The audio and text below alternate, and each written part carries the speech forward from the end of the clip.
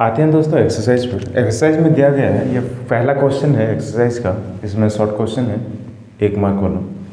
पहला क्वेश्चन दिया हुआ है, write the number of solutions of the following system of equations. हमें बीट वाइज सिस्टम ऑफ इक्वेशंस हमें दिया गया है और हमें पता लगाना है उस सिस्टम ऑफ इक्वेशंस का सॉल्यूशन क्या निकल गया है। तो फर्स्ट क्वेश्चन है हमारे पास x - 2y = 0। तो इसका सॉल्यूशन हम कैसे निकालें? हम एक चीज़ पढ़े थे, नंबर ऑफ वेरिएबल्स जितने होंगे नंबर ऑफ इक्वेशंस उसके बराबर होना चाहिए और उससे ज़्यादा होना चाहिए। थोड़ा इसको लिख लेते हैं, आपको याद रहेगा। नंबर ऑफ वेरिएबल्स, आप इक्वेशंस को देखेंगे वेरिएबल्स कितने हैं और इक्वेशंस कितने दिए गए हैं, ठीक है। नंबर ऑफ वेरिएबल्स के बराबर अगर इक्वेशन दिए गए हैं तो आप सॉल्यूशन निकाल सकते हैं, और इक्वेशंस नंबर ऑफ वेरिएबल्स से ज़्यादा होना चाहिए, वो हम लिख लेते हैं। Number of variables should B equal और less number of equations.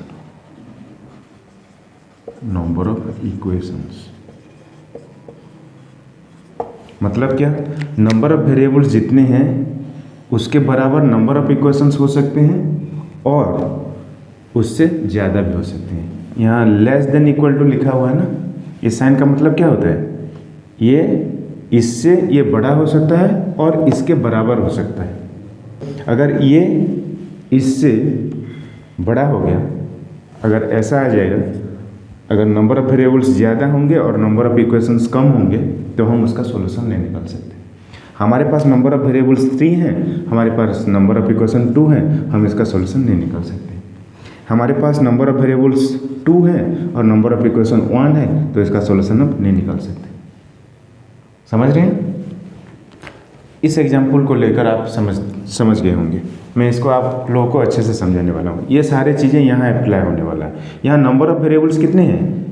x एक वेरिएबल है, y एक वेरिएबल है, नंबर ऑफ वेरिएबल हो गए 2। देखेंगे नंबर ऑफ वेरिएबल हो गए 2। नंबर ऑफ इक्वेशंस कितने हैं? एक ही तो इक्वेशन है, देख रहे हैं, ये तो एक ही तो इक्वेशन है, तो नंबर ऑफ इक्वेशन 1 हो गया। इस कंडीशन को सेटिस्फाई किया क्या? नहीं किया, तो इसका सॉल्यूशन नहीं आएगा, इनफाइनाइट सॉल्यूशन होंगे।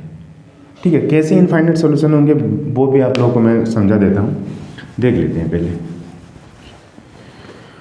x - 2y = 0 है, ठीक है। ये तो पहले इसका आंसर लिख देते हैं, इनफाइनाइट सॉल्यूशन।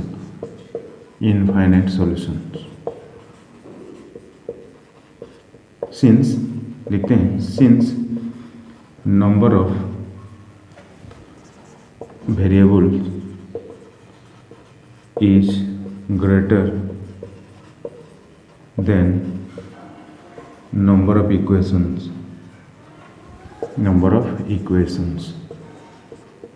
ठीक है, हम जो पहले लिखा था यहाँ कंडीशन, तो इसमें देखते हैं, यहाँ आएगा x - 2y = 0। अगर मैं x का वैल्यू 2 पुट करूँ और y का वैल्यू मैं 1 पुट करूँ तो ये एक सॉल्यूशन आएगा कि नहीं? राइट हैंड साइड 0 आएगा कि नहीं? यहाँ पुट होगा 2, यहाँ पुट होगा -2 = 0। राइट हैंड साइड 0 आया कि नहीं? इस इक्वेशन को सेटिस्फाई किया कि नहीं? इन दोनों वैल्यू सेटिस्फाई किया। दूसरा वाला देख लेते हैं। मैं अब x का वैल्यू पुट करूँगा 4, y का वैल्यू पुट करूँगा 2। तो इस इक्वेशन में x y का वैल्यू अगर मैं पुट करूँगा तो क्या आएगा? 4 - 2 × 2 मतलब 4, तो 0। इसको भी सेटिस्फाई किया कि नहीं? तो x का वैल्यू 4 आया, यहाँ x का वैल्यू 2, y का वैल्यू 2 आया। यहाँ x का वैल्यू 2 था, y का वैल्यू 1 था। 2 सॉल्यूशन निकल के आए। अगर मैं देखता, अगर मैं x का वैल्यू 6 पुट करता, अगर x का वैल्यू 6 पुट करता और y का वैल्यू अगर 3 पुट करता, तो 6 - 2 × 3 मतलब 6, 6 - 2 × 3 मतलब 6। इसका वैल्यू भी 0 आ रहा है कि नहीं? तो देखो यहाँ x का वैल्यू 6, y का वैल्यू 3, यहाँ x का वैल्यू 4, y का वैल्यू 2, यहाँ x का वैल्यू 2, y का वैल्यू 1, मतलब x और y का मल्टीपल वैल्यू आ रहा है। तो इस हिसाब से हम x और y का इनफाइनाइट सॉल्यूशन बता सकते हैं। समझ रहे हैं? पहले जो कंडीशन लिखा था वो number of variables must be less than और equal to number of equations होगा। ठीक है ना, वही समझा रहा होगा आप, समझ गए। आते हैं सेकेंड बिट पर। दूसरे क्वेश्चन में दिया हुआ है x minus y equal to 0, 2x minus 2y equal to 1। तो पहले चेक करेंगे क्या number of variables should be less than और equal to number of equations.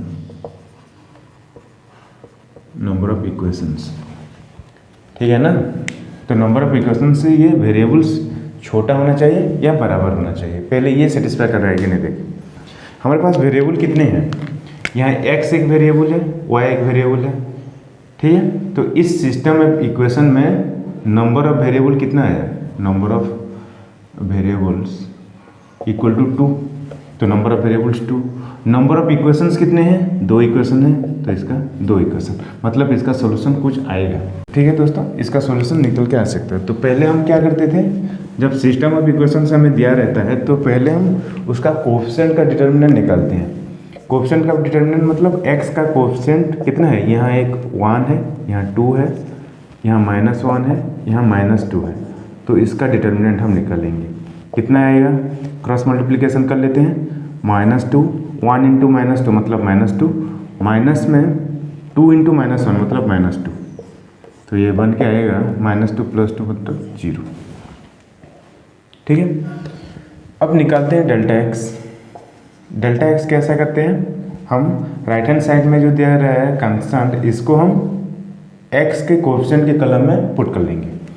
तो यहाँ दिया गया है 0, यहाँ दिया गया है 1, और y का जैसा है वैसा रहने देंगे क्योंकि डेल्टा x हम निकाल रहे हैं।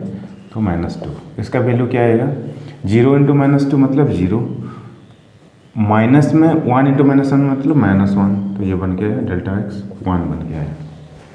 ठीक है, डेल्टा y कितना बन के आएगा, डेल्टा x को मतलब x का कोएफिशिएंट को कॉलम को हम HT से रहने देते हैं, और y का कोएफिशिएंट के कॉलम को हम चेंज करेंगे जो कांस्टेंट में दिया रहेगा 1।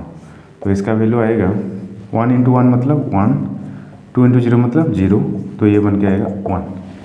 तो हमारे पास जो 3 वैल्यू निकल के आए, लिख लेते हैं पूरा। डेल्टा का वैल्यू निकल के आया 0, डेल्टा x का वैल्यू निकल के आया 1, डेल्टा y का वैल्यू निकल के आया 1। ठीक है, अब हम कंडीशन चेक करते हैं। तो x निकालने के लिए हम क्या करते थे, x का delta x divided by delta करते थे। तो delta x 1 divided by 0, 1 divided by 0 क्या होता है, अनडिफाइंड होता है, हम डिफाइंड नहीं कर सकते, अनडिफाइंड मतलब हम x का सॉल्यूशन नहीं निकाल सकते। ठीक है, वैसे ही y का कितना आएगा, delta y divided by delta आएगा, मतलब 1 मतलब 1/0, इसका भी अनडिफाइंड। ओवरऑल हम बोल सकते हैं इसका नो सॉल्यूशन नहीं निकलेगा, नो सॉल्यूशंस। इसमें तो आप पहले भी बता सकते हैं, y का वैल्यू फाइंड करने का कोई ज़रूरत नहीं था। हम x का वैल्यू अगर अनडिफाइंड आता है तो किसी भी वेरिएबल का अगर अनडिफाइंड सॉल्यूशन आता है तो आप आगे मत फाइंड कीजिएगा, डायरेक्ट बोल दीजिएगा उसका सॉल्यूशन नहीं निकाल सकते। ये आप लोगों के समझने के लिए मैं थोड़ा डिटेल में एक्सप्लेन कर लिया, पर एग्जाम में आप ऐसा फालतू में टाइम वेस्ट नहीं करना है। आप x का अगर अनडिफाइंड आ गया तो आप नो सॉल्यूशन लिख देंगे। ठीक है ना, आते हैं तीसरे बिट। तीसरे बिट में दिया गया है 2x + y = 2, -x - 1/2y = 3। तो इसको हम थोड़ा लिख लेते हैं, इसको इक्वेशन 1 दे लेता हूँ। पहले हम नंबर ऑफ वेरिएबल्स और नंबर ऑफ इक्वेशंस कौन बड़ा कौन छोटा है पहले वो देखते हैं। हमारे पास 2 वेरिएबल हैं और 2 इक्वेशंस भी हैं, मतलब हम x और y का कुछ सॉल्यूशन निकाल सकते हैं। तो इक्वेशन 2 थोड़ा फ्रैक्शन फॉर्म में है, तो फिर इसको थोड़ा अच्छे से लिख लेते हैं। अगर मैं 2 मल्टीप्लाई कर दूं, दोनों साइड अगर मैं 2 मल्टीप्लाई कर दूं तो ये क्या बन जाएगा, -2x - y = 6। ये बन गया हमारा इक्वेशन नंबर 2। अब हम इसका डिटर्मिनेंट, कोएफिशिएंट डिटर्मिनेंट निकाल देंगे। तो डिटर्मिनेंट क्या आएगा, इसमें है 2, इसमें है -2, इसमें है 1, इसमें है -1। तो इसका डिटर्मिनेंट क्या आएगा, अगर मैं क्रॉस मल्टीप्लाई करता हूँ, क्रॉस मल्टीप्लाई कैसे करते हैं, पहले इन दोनों का मल्टीप्लिकेशन माइनस इन दोनों का मल्टीप्लिकेशन। तो क्रॉस मल्टीप्लाई करने से क्या आएगा, 2 इंटू -1 -2 माइनस -2 इंटू 1 मतलब फिर आ गया -2, तो -2 + 2 आ गया 0। तो डेल का वैल्यू क्या आ गया, 0। ठीक है, वैसे ही हम डेल्टा एक्स का वैल्यू फाइंड करेंगे। डेल्टा एक्स मतलब एक्स का कोएफिशिएंट का कॉलम को डिलीट करेंगे और जो कांस्टेंट दिया हुआ है हम उसको पुट करेंगे। तो कांस्टेंट 2 3 दिया हुआ है तो लिख दिया 2 3। ठीक है, और y का जैसा है वैसा रहने दें, यहाँ 1 है यहाँ -1 है। हमारे पास दो इक्वेशन कौन सा है, ये एक इक्वेशन है, ये वाला एक इक्वेशन है। ठीक है, ये थोड़ा फ्रैक्शन फॉर्म में था तो इसको हम कन्वर्ट कर लिए। ठीक है, तो 1 -1 तो ये बन गया 2 इंटू -1 मतलब -2 -3 इंटू 1 मतलब -3 मतलब -5। तो delta x is not equal to 0। ठीक है, वैसे ही हम इससे ही हम सॉल्यूशन निकाल सकते हैं। डेल्टा एक्स 0 हो गया ना, डेल्टा एक्स नॉट 0 हो रहा है, मतलब एक्स का वैल्यू अब जब निकालेंगे तो delta x divided by delta करेंगे तो इसका वैल्यू क्या आएगा, नॉट इक्वल टू 0 मतलब कितना आया था, -5 आया था। नॉट इक्वल टू 0 मतलब डेल्टा एक्स का वैल्यू कितना था, -5 था ना, तो डेल्टा एक्स का मैं वैल्यू -5 पुट करूँगा, -5 डिवाइडेड बाई 0 ऑन डिफाइंड है, ऑन डिफाइंड हम इसका वैल्यू फाइंड नहीं कर सकते। तो x का अगर हम वैल्यू फाइंड नहीं कर सकते हैं तो x का एक प्रॉपर वैल्यू हम नहीं बता सकते x कितना आएगा, जो मतलब इसका सॉल्यूशन जो आएगा हम नहीं बता सकते, x का कुछ भी वैल्यू आ सकता है। ठीक है ना, तो we can not find the solution, no solution. ये आ गया आपका आंसर।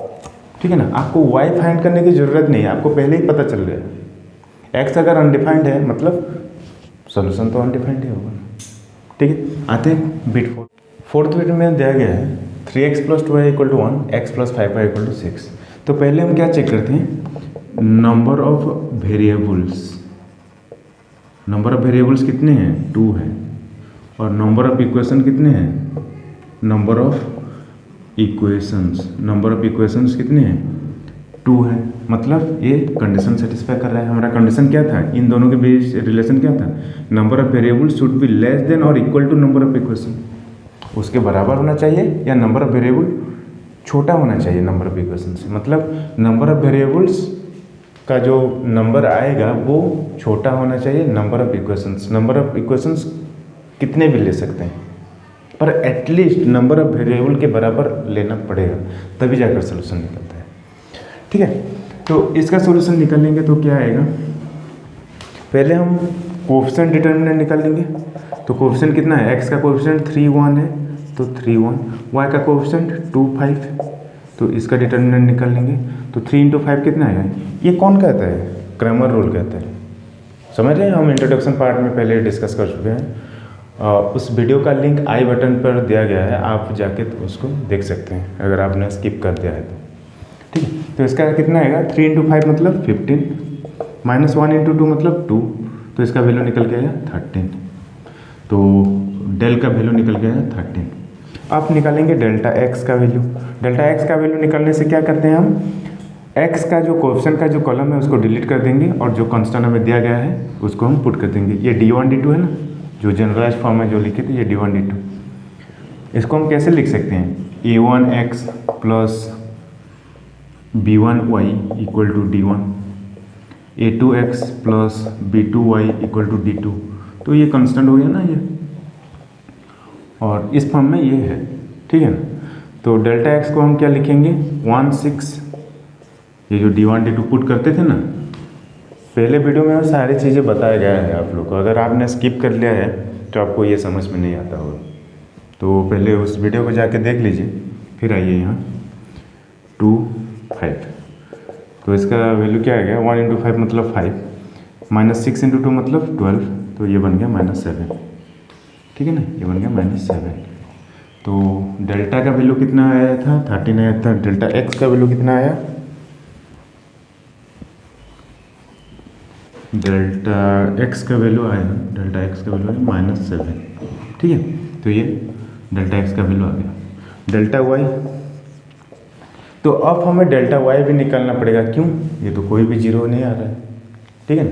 तो वाई का वैल्यू अगर निकालेंगे तो क्या करेंगे, एक्स का जो कोएफिशिएंट का कॉलम है जैसा का है वैसा रहने देंगे और वाई का चेंज करेंगे कंस्टेंट के साथ 1 6, यहाँ कंस्टेंट 1 6 है ना, तो 1 6, 3 इंटू 6 18, 1 इंटू 1 1 मतलब 17, ठीक है ना। तो डेल्टा वाई आ गया हमारे पास 17। तो अब हम सोल्यूशन निकालेंगे। सोल्यूशन क्या होगा, एक्स के लिए हम क्या करेंगे, delta x divided by delta, मतलब डेल्टा एक्स निकल के आया है -7 और डेल्टा निकल के आया 13, तो ये 13 आया है ना, 13। तो ये हो गया आपका एक्स का वैल्यू। तो एक्स इक्वल टू आप बोल सकते हैं -7/13, ठीक है। वाई का वैल्यू कैसे आएगा, y equal to delta y divided by delta equal to 17 divided by 13। तो वाई का वैल्यू आएगा 17 डिवाइडेड बाई 13। आप इन दो वैल्यू को इक्वेशंस में पुट करके भी देख सकते हैं। इन दो जो सॉल्यूशंस निकल के आया है, तो इसका सॉल्यूशन क्या निकल के आया, one and only solution, one solution निकल के आया इसका, वन सॉल्यूशन, ठीक है ना। इसका आंसर वन सॉल्यूशन निकल के आया। तो इसको थोड़ा इक्वेशन में पुट करके देख लेते हैं, सेटिस्फाई कर रहा है कि नहीं। आपकी क्लैरिटी के लिए आप ऐसे भी चेक कर सकते हैं, जो आंसर निकल के आया है वो सही है या गलत, चेक कर सकते हैं। तो इसमें थोड़ा चेक कर लेंगे। मैं पहला इक्वेशन में पुट करूँगा, 3 इंटू एक्स मतलब -7/13 प्लस में 2 इंटू वाई का मतलब 17/13 और इसका वैल्यू 1 निकल के आना चाहिए। राइट हैंड साइड में कितना है, 1 है। तो इसको थोड़ा सॉल्व करते हैं। तो ये बन गया -21/13 प्लस ये बन गया 34/13। एलसीएम अगर लेंगे तो 13 आ जाएगा, 4 में से 21 जाएगा मतलब 13 रह गया, तो ये 1 आ गया। तो यहाँ 1 था ना, यहाँ 1 आ गया, देख रहे हैं। तो ये इक्वेशंस को सेटिस्फाई कर रहे हैं, समझ रहे हैं। आप अच्छे से समझ लेना, अभी एक्सरसाइज की शुरुआत हो रही है, तो सारी चीज़ों को आप अच्छे से समझते जाएंगे तो एक्सरसाइज आसानी से निकल जाएगा, आपको पता भी नहीं चलेगा, ठीक है ना। आते हैं नेक्स्ट बिट।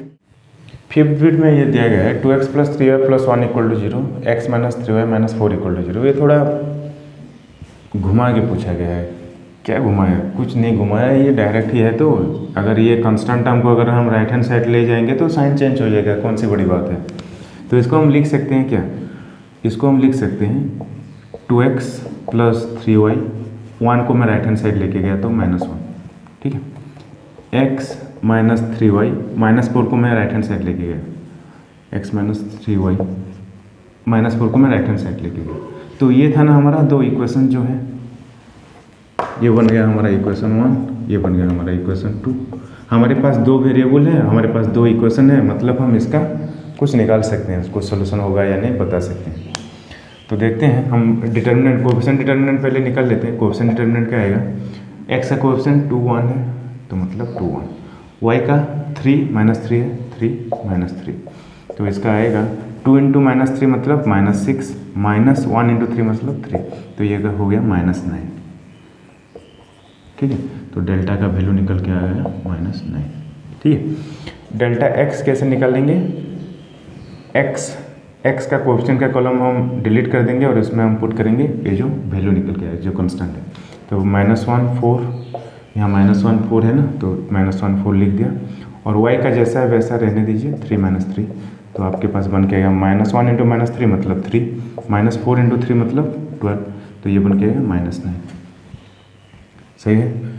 तो ये दोनों नॉन जीरो है तो तीसरा भी फाइंड करना पड़ेगा, डेफिनेट सोल्यूशन आ जाएगा इसका। डेल्टा वाई इक्वल टू कितना होगा, y का कोएफिशिएंट का कॉलम को हम डिलीट करेंगे तो x का कोएफिशिएंट का कॉलम जैसा है वैसा रहेंगे, तो 3 - 3 को डिलीट करेंगे और यहाँ पुट करेंगे -1 4, तो इसका आएगा 4 × 2 मतलब 8, माइनस में -1 × 1 मतलब -1, तो ये बन गया +9 बन गया। तो डेल्टा x बन गया हमारे पास -9, डेल्टा y बन गया हमारे पास 9। तो सॉल्यूशंस कैसे निकालते हैं, x का सॉल्यूशन निकालने के लिए हम क्या करते हैं, delta x divided by delta करते हैं। तो डेल्टा x -9 है, डेल्टा कितना है -9 है, तो x का वैल्यू क्या आ गया, x = 1, एक सॉल्यूशन हो गया। ये सॉल्यूशन डेफिनाइट है।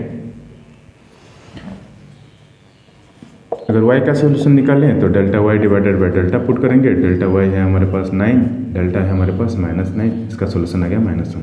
तो y इक्वल टू -1 एक डेफिनेट सोल्यूशन है।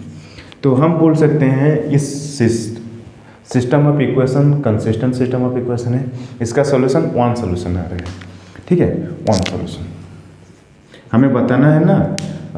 एक्सरसाइज में क्या बोला गया है आप लोग को, अब इसका सोल्यूशन कितने निकल के आएंगे वो बोला है 1 सोल्यूशन निकल के आएगा इसका। ठीक है, x equal to 1 y equal to -1 put करके देख लेते हैं थोड़ा। 1 पुट करूँगा 1, यहाँ -1 पुट करूँगा तो ये बन गया 1 + 3, 1 + 3 4 गया, 4 बन गया, 4 - 4 0। ठीक है, सही है, हमने जो निकाले हैं सही है। समझ रहे हैं बच्चों? आते हैं नेक्स्ट। ये सिस्टम ऑफ लीनियर इक्वेशन दिया गया है इन 3 वेरिएबल फॉर्म में। इसमें वेरिएबल कितने हैं? 3 वेरिएबल है, x एक वेरिएबल है, y एक वेरिएबल है, z एक वेरिएबल। और इसमें हमको बताना है नंबर ऑफ सॉल्यूशंस कितने निकल के आएंगे। आप थोड़ा गौर करके देखिए, x + y + z का वैल्यू 1 आ रहा है, एक सही बात है, कुछ प्रॉब्लम नहीं है। दूसरे इक्वेशन में अगर आप देखेंगे x + y + z = 2 आ रहा है, मतलब अगर 3 चीज़ों को हम ऐड कर रहे हैं 1 आ रहा है, और फिर उसी ही 3 चीज़ों को अब ऐड करने से 2 आ रहा है, मतलब क्या? कुछ मतलब नहीं है, मतलब x और z का कुछ सॉल्यूशन नहीं निकल सकता, कुछ ही कनेक्शन नहीं बन रहा है ना इसमें। समझ में? तो डिटर्मिनेंट निकालने से भी वही अब बात आने वाला है। तो देख लेते हैं हम डिटर्मिनेंट निकाल के। कोएफिशिएंट डिटर्मिनेंट क्या आ जाएगा हमारे पास? इसका 1 है 2 है, 1 1 2 मैंने निकाल लिया। 1 1 3 है, 1 1 3 है, 1 1 1 है, 1 1 1 है। ठीक है, तो इसका थोड़ा देख लेते हैं कितना आएगा। एक्सपांसन एलम रो 1 अगर करेंगे तो जितने भी डायगोनल एलिमेंट है थोड़ा साइन एसन कर लेना। तो 1 डिटर्मिनेंट क्या आएगा? 1 1 3 1, फिर आएगा -1 डिटर्मिनेंट क्या आएगा? इसका रो कॉलम छोड़ दिए, 1 1 2 1 1 1 2 1, फिर इसका आएगा +1 डिटर्मिनेंट क्या आएगा? इसका रो इसका कॉलम छोड़ दे, 1 1 2 3 1 1 2 3। ठीक है, तो इसको थोड़ा सॉल्व कर लेते हैं। 1 तो कुछ नहीं, 1 1 - 3 -1 - 2 +3 - 2, तो क्या आ रहा है? क्या आएगा? 1 - 3 - 2, यहाँ आ जाएगा -1 इंटू माइनस मतलब +1, ये आ गया +1, मतलब इसका वैल्यू 0 आ रहा है। तो आ गया हमारे पास डेल्टा का वैल्यू क्या आ गया? 0। डेल्टा का वैल्यू आ गया 0। अब हमको डेल्टा x और डेल्टा y निकालना पड़ेगा, तब जाके हम बोल सकते हैं। अब तो बता सकते हैं हम सॉल्यूशंस अगर इंडेफिनाइट भी हो सकता है और इनफाइनाइट भी हो सकता है। तो सॉल्यूशन एक फॉर्म में नहीं आ सकता है और दूसरे में इनफाइनाइट सॉल्यूशन आ सकता है। तो उसको चेक करने के लिए क्या होता है, मैं चेक करूँगा delta x divided by delta, तो उसका डेल्टा तो 0 आ रहा है, मतलब ये अनडिफाइंड है, हम इसका सॉल्यूशन नहीं निकाल सकते। अगर डेल्टा x भी अगर 0 आ गया, मतलब सॉल्यूशन तो निकलेगा पर वो इनफाइनाइट नंबर में होंगे, तो हमको डेल्टा x भी फाइंड करना ज़रूरी है, हम यहाँ नहीं छोड़ सकते उसको। ठीक है ना? तो अब हम डेल्टा x फाइंड करेंगे। तो डेल्टा x आएगा कितना? x का कॉलम चेंज होके ये जो फिक्स्ड जो कांस्टेंट है इसमें पुट कर लेंगे, 1 2 0, ये आ गया 1 1 3 1 1 1। ठीक है, अगर मैं इसको एक्सपांड करता हूँ रो 1 के अलग, तो आएगा ये 1 1 1 3 1, मतलब 1 साइन एसन कर लेते हैं पहले, plus plus plus minus minus minus. ठीक है, तो 1 1 1 3 1 -1 2 1 2 1 0 1 +1 2 1 0 3 2 1 0 3। तो ये क्या आएगा देखते हैं। तो ये 1 - 3 माइनस में 2 प्लस में 6, तो ये क्या निकल के आया? ये -2 + 6, मतलब ये 2 निकल के आया। मतलब डेल्टा x नॉन जीरो है। डेल्टा x का वैल्यू कितना है? डेल्टा x का वैल्यू 2 है, दिस इज नॉन जीरो। अगर डेल्टा x नॉन जीरो है और डेल्टा 0 है, मतलब क्या है? उसका सॉल्यूशन कुछ नहीं निकल सकता, अनडिफाइंड होगा। तो x का सोल्यूशन क्या आएगा, delta x divided by delta होने से क्या आएगा 2 डिवाइडेड बाई 0। हम इसको क्या लिख सकते हैं, अनडिफाइंड लिख सकते हैं। मतलब इसका हो गया नो सॉल्यूशन, हम सॉल्यूशन नहीं निकाल सकते। समझ में आ रहा है ना। तो y का वैल्यू फाइंड करने का कोई ज़रूरत नहीं है। तो आते हैं नेक्स्ट क्वेश्चन। आते हैं दोस्तों V में इक्वेशंस, 3 इक्वेशंस दिया हुआ है और 3 वेरिएबल्स भी हमारे पास हैं, मतलब इसका कुछ हम पता लगा सकते हैं। तो इसका पहले डिटर्मिनेंट निकाल लेते हैं, कोएफिशिएंट डिटर्मिनेंट। तो ये आ गया 1 3 1 1 3 1, इसका 4 -4 -3 4 -3 4 -4 -3 -1 +1 तो +1 का तो ऐसे लिख सकते हैं। उसका अगर मैं डिटर्मिनेंट निकालूं तो क्या आएगा, पहले थोड़ा साइनेशन कर लेते हैं, डायगोनल एलिमेंट सारे प्लस साइन लेते हैं और बाकी सारे नेगेटिव साइन लेते हैं, ठीक है। तो इसको थोड़ा 1 × 1 का रो कॉलम छोड़ दीजिए, मतलब -4 -1 -3 1, फिर आएगा -4 डिटर्मिनेंट, इसका रो कॉलम छोड़ दीजिए 3 -1 3 -1 1 1 1 1, फिर आएगा -1, मतलब ये प्लस में -1 आएगा ना, ये प्लस में -1 आएगा। डिटर्मिनेंट क्या आएगा, इसका रो कॉलम छोड़ दीजिए 3 -4 3 -4 1 -3 1 -3, ठीक है। इसको थोड़ा सॉल्व कर लेते हैं। -4 और ये -3 -4 × 3 + 1 -9 + 4, तो निकल के आएगा ये कितना, ये -7 -16 + 5, तो ये बन गया +5, ठीक है। तो ये बन -18। डेल्टा का वैल्यू नॉन जीरो आ रहा है। तो बच्चों याद कीजिए, हम रूल 1 में पढ़े थे क्या, रूल 1 में हम पढ़े थे, अगर डेल्टा का वैल्यू नॉन जीरो आता है तो उसका यूनिक सॉल्यूशन 1 सॉल्यूशन निकलता है। तो सॉल्यूशन 1 सॉल्यूशन आएगा, 1 सॉल्यूशन आएगा। क्या सॉल्यूशन आएगा पता नहीं, निकालने पर पता चलेगा, पर हमें उसका ज़रूरत नहीं है, हमको सिर्फ बताना है उसका सॉल्यूशन आएगा या नहीं, और आएगा तो कितना आएगा, ठीक है। तो 1 सॉल्यूशन आएगा इसका, delta x not equal to 0। Cramer rule का वीडियो अगर आप लोगों ने नहीं देखा है तो आप लोगों को थोड़ा देख लेना चाहिए, मैं उसमें 3 रूल बताया हुआ है। तो रूल 1 को ये सेटिस्फाई कर रहा है, 1 सॉल्यूशन निकल के आएगा, वही बताया हुआ है, ठीक है। आते हैं V में दिया गया है ये इक्वेशन। तो पहले चेक कर लेते हैं हमारे पास नंबर ऑफ वेरिएबल कितने हैं, नंबर ऑफ वेरिएबल 3 हैं, यहाँ देख सकते हैं x y z है, ये तीनों में से x y z है, और हमारे पास नंबर ऑफ इक्वेशन कितने हैं 3 है, मतलब हम उसका कुछ पता लगा सकते हैं। तो पहले हम डिटर्मिनेंट निकालते हैं। क्रैमर रूल को सेटिस्फाई करने के लिए हमें थोड़ा कुछ चाहिए होता है। क्या चाहिए होता है, हमें डेल्टा x पता होना चाहिए, डेल्टा पता होना चाहिए, डेल्टा x पता होना चाहिए, डेल्टा y पता होना चाहिए, और इक्वेशन जो 3 वेरिएबल वाला इक्वेशन है डेल्टा z पता होना चाहिए। पर हमें इन तीनों का ज़रूरत नहीं है। कब ज़रूरत नहीं है, अगर हमको delta is not equal to 0 मिल गया, मतलब इसका 1 सॉल्यूशन तो निकल के आएगा ही आएगा।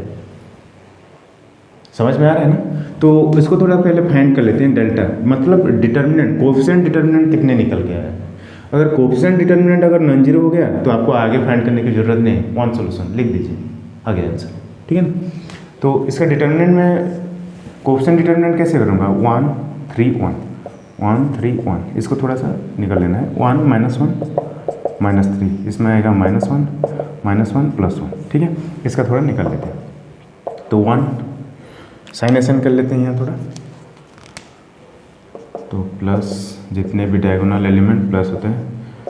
काफ़ी बच्चों को मैंने देखा है ये साइन में गड़बड़ कर लेते हैं, तो इसको कभी भूलना मत, साइनेशन कर लेना ताकि आप लोग को याद रहे कौन पॉजिटिव कौन नेगेटिव आता है।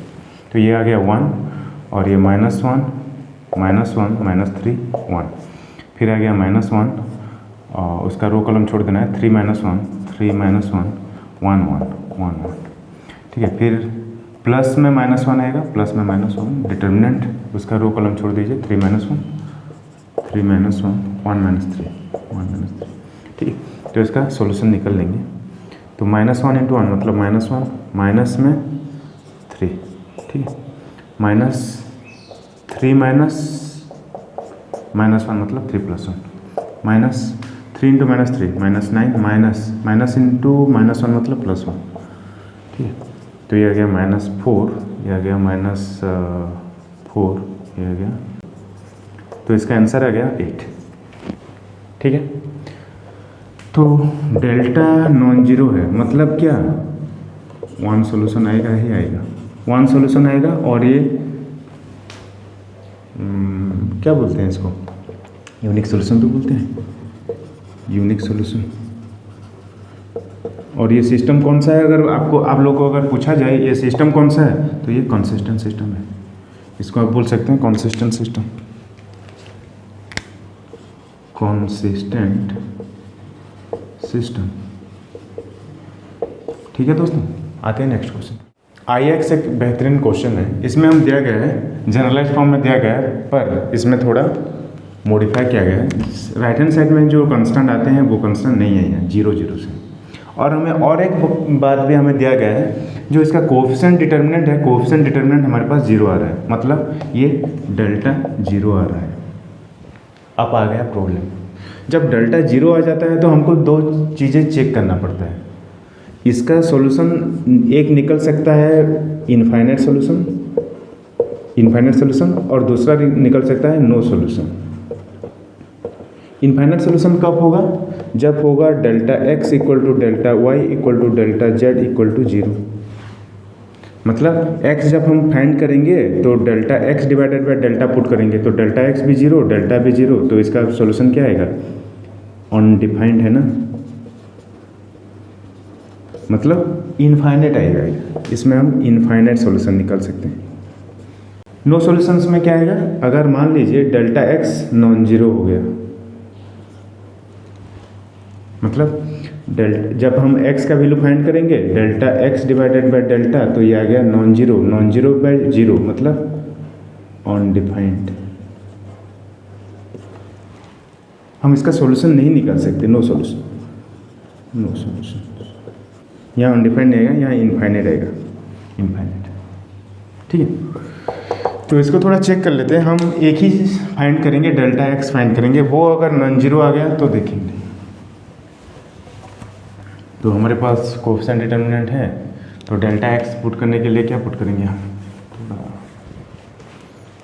तो डेल्टा x क्या आएगा, x का कोएफिशिएंट के कॉलम में 0 0 0 पुट कर दूंगा, तो B1 B2 B3 C1 C2 C3। हमने डिटर्मिनेंट के प्रॉपर्टी में पढ़े हुए थे, किसी भी रो या किसी भी कॉलम अगर 0 बन गया तो डिटर्मिनेंट के वैल्यू 0 होते हैं।